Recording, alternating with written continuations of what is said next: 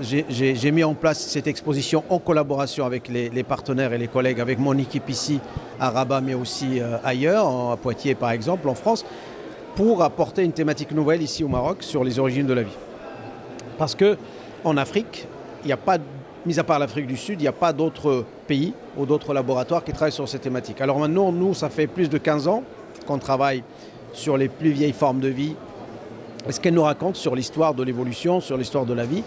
Et ça a commencé au Gabon, donc on a trouvé des choses assez intéressantes, très intéressantes, avec des formes de vie très développées qui sont ici exposées, datées de 2,1 milliards d'années. Les plus vieilles formes de vie avec plusieurs cellules qui sont coordonnées, avec des formes, etc. etc.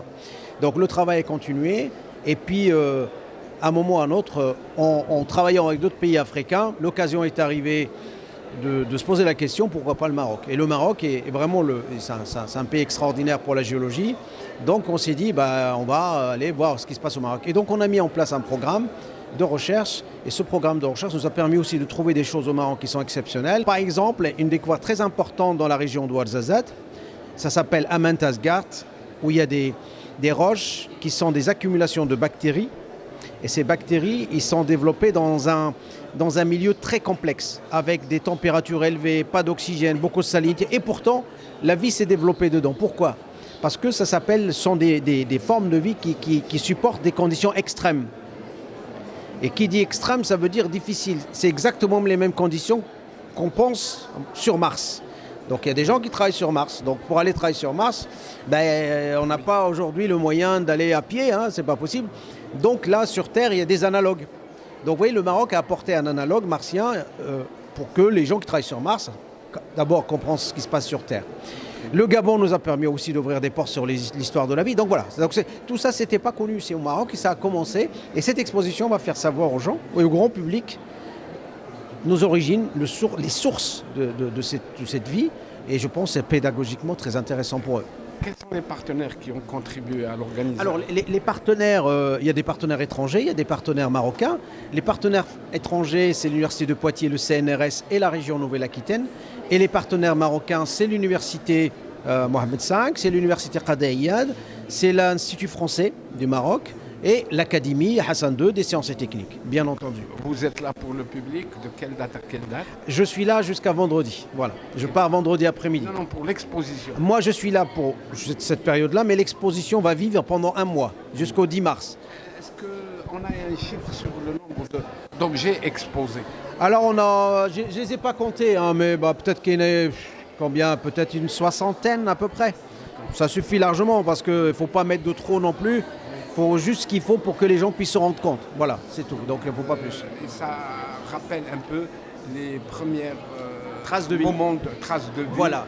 Dans le monde. C'est-à-dire un visiteur, quand il va entrer à l'intérieur, quand il va suivre un parcours précis, il va voir l'évolution comment. Voilà les formes de vie de 2 milliards, voilà ceux de 600, voilà ceux de 500, et il va voir les choses qui changent. Les formes ne vont plus être les mêmes.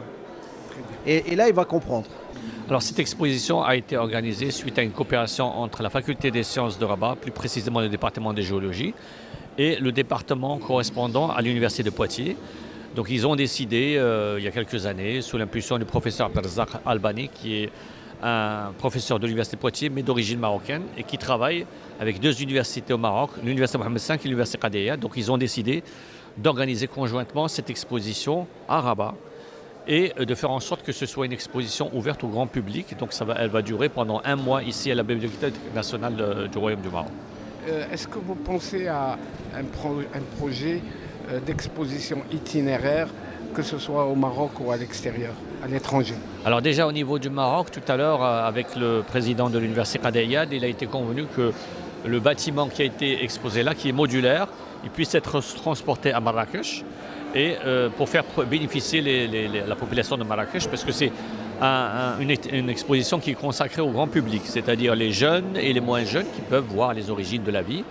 Et il y a une version qui va être faite sur Internet pour en faire profiter le monde entier, parce que tous les différents fossiles exposés ici sont des fossiles avec une portée internationale. Donc ils vont intéresser non seulement des Marocains, mais également des citoyens du monde.